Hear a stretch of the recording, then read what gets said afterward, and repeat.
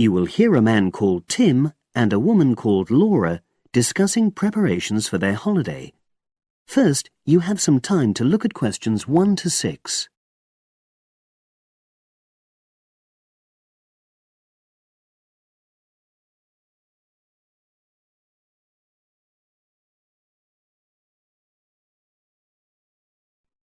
Now we shall begin. You should answer the questions as you listen, because you will not hear the recording a second time. Listen carefully and answer questions 1 to 6. Our plane tickets arrived this morning. It reminded me how much there is to do before we go. Let's write everything down, shall we, so we don't forget anything? Yes. And last time we went away, we almost forgot to collect our currency from the bank. So let's start with that. Good thinking. And wasn't there an appointment you said you'd got to cancel? Yes, the hairdresser. Thanks for reminding me. Can you write that down too? The shop will be closed now, but I'll do it first thing on Monday. OK. Then starting on Tuesday, we've got to take the tablets we got from the pharmacy. We really mustn't forget to do that. We're not protected against malaria till we've been taking them for at least 7 days. No, so that's really important. And what about shopping? There's still a few things we've got to buy the next time we're in town. We need some more sunblock, don't we? We've only got that factor 10 stuff. It won't be strong enough. I've already bought that. But what we do still need to get is sunglasses. The ones I've got aren't good enough, and I don't think yours are either. OK, I've noted that down. And I think I'm going to get another bag too, just a small one. We always seem to come back with more things than we take. Shall we get an extra lock for our suitcase as well, just in case the one we've got breaks? They don't seem to last long. Yes, they are a bit flimsy. OK, right. Oh yes, and we need an adapter for our electrical things, your hairdryer and my shaver. The plugs on them are bound to be the wrong type. We could get one at the airport. They always have them there. Well, I'd rather get it beforehand, so I'm writing it down. And then I think that's it, isn't it? I think so, as far as shopping's concerned. But we also need to order a taxi to take us to the airport. We should do that well in advance. My sister left it too late and she had to take the train with that huge suitcase of hers. I know, she really struggled with it. Before you hear the rest of the conversation, you have some time to look at questions 7 to 10.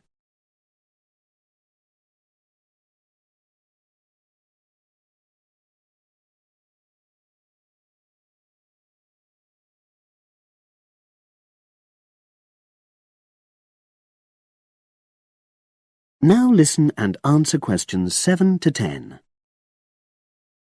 Now let's see. Your mother said she'd come in regularly while we're away, so what do we want her to do? I'll write some instructions and we can give them to her tomorrow. Good idea. Well, the cat's the main thing. OK. Feed the cat. We ought to leave her the vet's details as well, just in case there's a problem. Yes. Have you got them handy? Hang on, I'm just looking. Yes, his name's Colin Jeffrey. Is that spelt with a G? Actually, it's Jeffrey.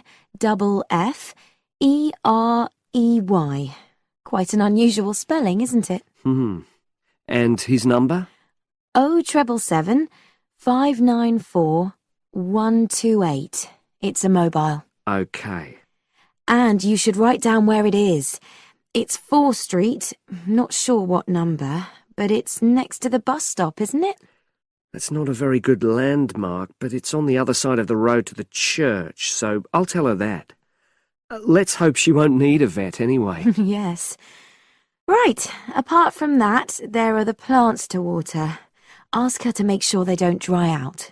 Oh, yes, and I've already mentioned the problem with the boiler, and your mum said she'd come round to meet the heating engineer and let him in. Yes, it's a lot for her to do, but we really need to get the problem sorted out. And the earliest date I could get an appointment was April the 30th. Isn't it the day after we go? Yes, we leave on the 29th, and she'll have to hang around till the job's finished. Oh, well, she won't mind, I'm sure. She likes helping people out. Yes, she does. OK. That's it then, I think. Unless you can think of anything else. Not at the moment. Leave the list there and I'll add to it. That is the end of section 1. You now have half a minute to check your answers.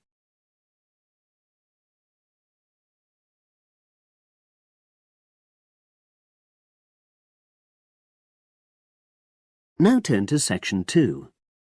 Section 2. You will hear a talk on local radio about a short film festival in the town of Adbourne. Now you have some time to look at questions 11 to 16.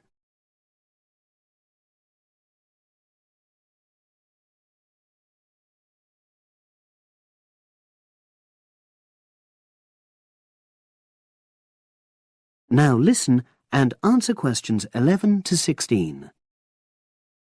Today we're pleased to have on the show Fatima Johnson, who is the organiser of the Adbourne Film Festival. Welcome, Fatima. Hello. Can you tell us a bit about the background to the festival and what it brings to the town? Well, the festival was started in 1996 by the then Mayor of Adbourne, Joanne Smith. She wasn't a filmmaker herself. She'd actually been a very energetic tourism development officer for many years. But Adbourne had run a classical music festival, which had been becoming less and less popular in recent years. Joanne was looking around for something to replace it, and to use funds allocated to it to promote something which local people can enjoy. Great. So, tell us about the festival nowadays. Well, it's held in the last 2 weeks of August every year, and short films from all over the world are shown in 3 places, in the theatre and our 2 cinemas. Several films are shown in one performance, and the whole thing lasts about 90 minutes. Tickets are very reasonably priced. Under 12s used to get in for 50p, but now we charge just £1, which is still very good value. £1.50 for students and £2.50 for everyone else. Performances are advertised all round town and also on our website, www.adbournefest.com. If you're interested in attending any performance, you can buy tickets online, of course, and you can also get them in the library, which is right next to the main shopping area. I'm afraid this year tickets are no longer available from either of the 2 cinemas because of restricted opening times. I understand you also run a film competition? Yes, for under 18s. We have a different theme every year. Last year, for example, the theme was Future Planet, and the winner was a 10-minute documentary encouraging youngsters to be more aware of environmental issues, focusing on getting school kids to cycle to school instead of going by car. This year, the theme is Sporting Nation, so there'll also be lots of ideas to choose from. Now, we're always on the lookout for new local talent, so if you live in the Adbourne area and are under 18, you should have a go.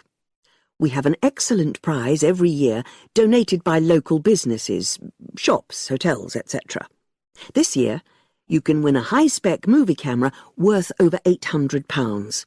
Application forms are on the website, and the deadline for sending in your film to enter the competition is the last day of July. It's May now, so you'll have the whole of June to be working on it. Now you have some time to look at questions 17 to 20.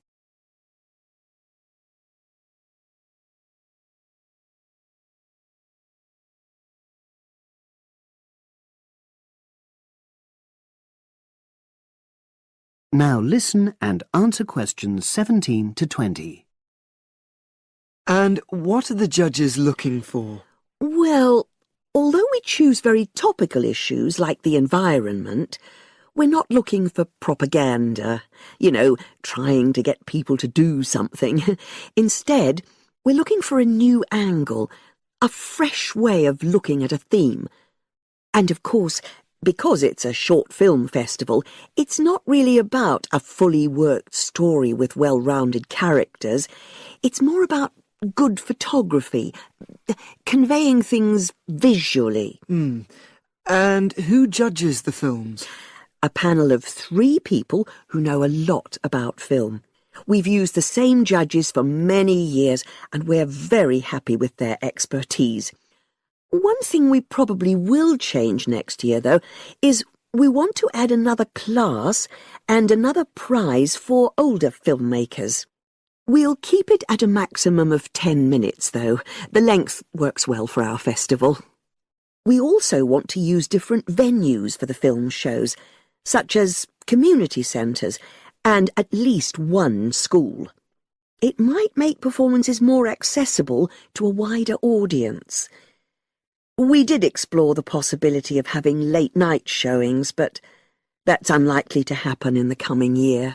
So, as I say, if anyone's interested in submitting a film for our competition, go onto our website and you'll be able to access everything.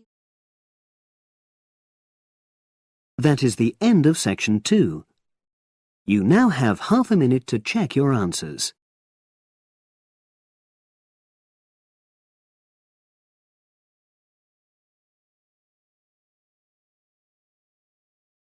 Now turn to section 3. Section 3. You will hear 2 undergraduates doing a research methods course. A girl called Leela and a boy called Jake having a seminar with their tutor. Now you have some time to look at questions 21 to 24.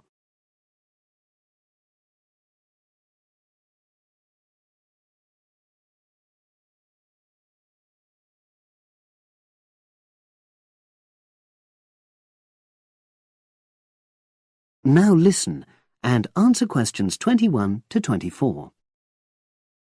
So the task I gave you both was to choose an article about a small-scale research project. Yes.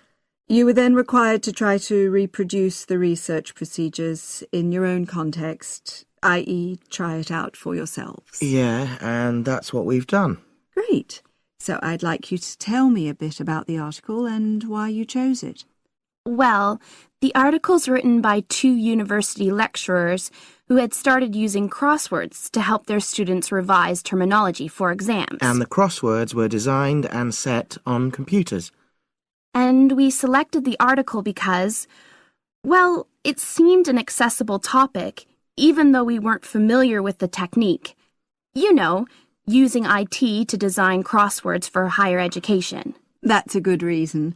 So these lecturers wanted to see how well this innovation was received by their students. Yes. So how did you go about reproducing the research? Well, we drew up a list of terms from one of our own modules and designed a crossword for revising these terms. Then we asked our classmates to try out the crossword and give us feedback, their opinions on how they felt about using the technique. Was it easy to find participants? It wasn't easy at first, but then we convinced them that by taking part in the research, they were actually benefiting themselves by preparing for an exam, which is coming up later this term. And it worked. Good. So how did you find out what the students thought about doing the crosswords? A questionnaire. The original article used a 2-page long questionnaire. There were lots of excellent questions on it, but the whole section on difficulties using IT is now obsolete. Old-fashioned even though it had only been written a couple of years ago. So you designed a shorter version? Yeah. Then we sent it to the 40 students by email and got 28 replies. I was taken aback by the fact that everybody we talked to thought this was a good return. I mean, the responses were well written. People had taken a lot of care, but I was really disappointed with the low numbers. Yes, an important lesson to learn for an apprentice researcher. Yeah. Now you have some time to look at questions 25 to 30.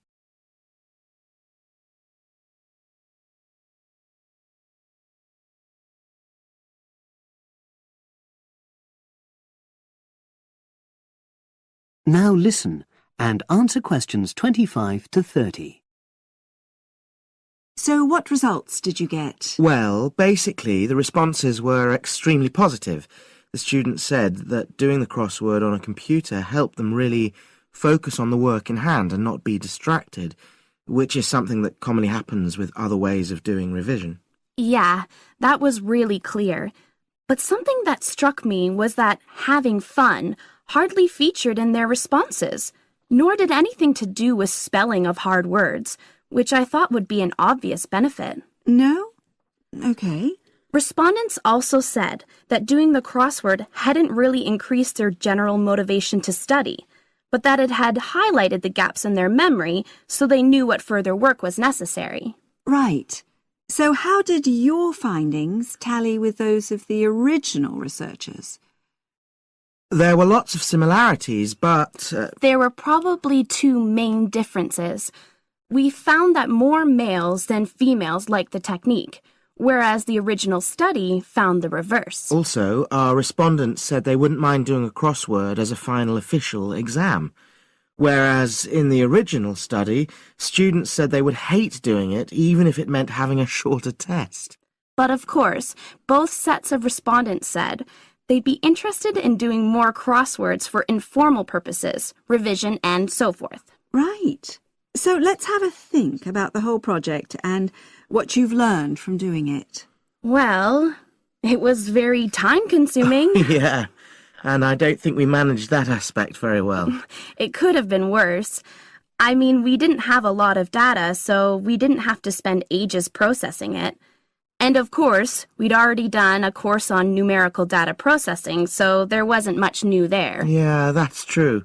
Anyway, I think we designed our questions well so that they gave us manageable data. Yeah, it really helped having the original study to guide us, as it were. And that helped us to see what a good research instrument is. What a good questionnaire should be like. Absolutely. We got a lot from that. But when we were writing up the project, I'm not sure whether we'll know how to acknowledge the work of the original study. You know, our referencing. No, that's something we'll both have to work on in the future. Actually, that part's been great. Finding ways to share and support another person. That's the real plus from the project, learning ways to do that. Well, it's obviously been very successful. That is the end of section 3. You now have half a minute to check your answers.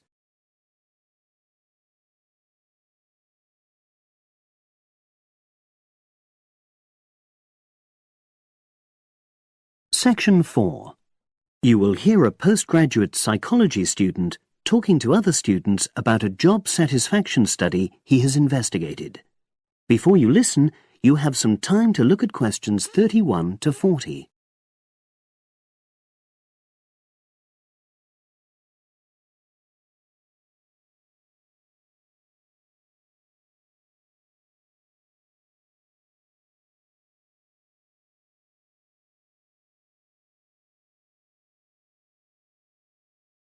Now listen and answer questions 31 to 40. Good morning, everyone. For my presentation today, I'm going to report on an assignment that I did recently. My brief was to analyze the methods used in a small study about job satisfaction, and then to make recommendations for future studies of a similar kind. The study that I looked at had investigated the relationship between differences in gender and differences in working hours and levels of job satisfaction amongst workers.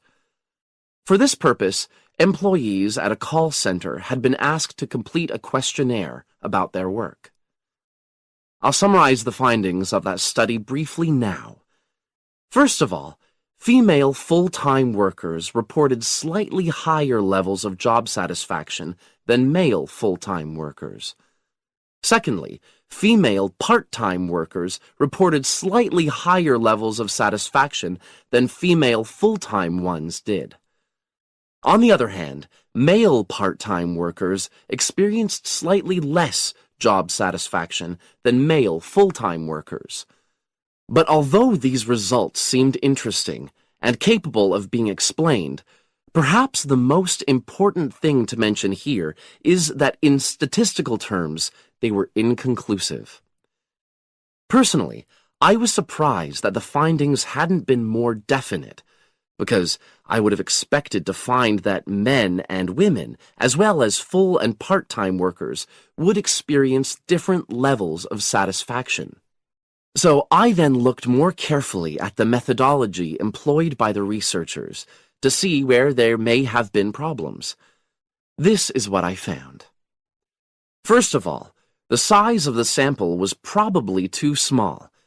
The overall total of workers who took part in the survey was 223, which sounds quite a lot, but they had to be divided up into subgroups.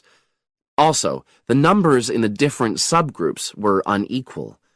For example, there were 154 workers in the full-time group, but only 69 in the part-time group. And amongst this part-time group, only 10 were male, compared to 59 who were female. Secondly, although quite a large number of people had been asked to take part in the survey, the response was disappointingly low. A lot of them just ignored the invitation. And workers who did respond may have differed in important respects from those who didn't. Thirdly, as the questionnaires had been posted to the call center for distribution, the researchers had had very limited control over the conditions in which participants completed them. For instance, their responses to questions may have been influenced by the views of their colleagues. All these problems may have biased the results. In the last part of my assignment, I made recommendations for a similar study, attempting to remove the problems that I've just mentioned. Firstly, a much larger sample should be targeted, and care should be taken to ensure that equal numbers of both genders and both full and part-time workers are surveyed. Secondly, the researchers should ensure that they are present to administer the questionnaires to the workers themselves. And should they require the workers to complete the questionnaire under supervised conditions so that the possibility of influence from other colleagues is eliminated. Finally, as workers may be unwilling to provide details of their job satisfaction when they are on work premises, it's important that the researchers reassure them that their responses will remain confidential, and also that they have the right to withdraw from the study at any time if they want to. By taking measures like these, the reliability of the responses to the questionnaires is likely to be increased, and any comparisons that are made are likely to be more valid. So, that was a summary of my assignment. Does anyone have any questions? That is the end of section 4. You now have half a minute to check your answers.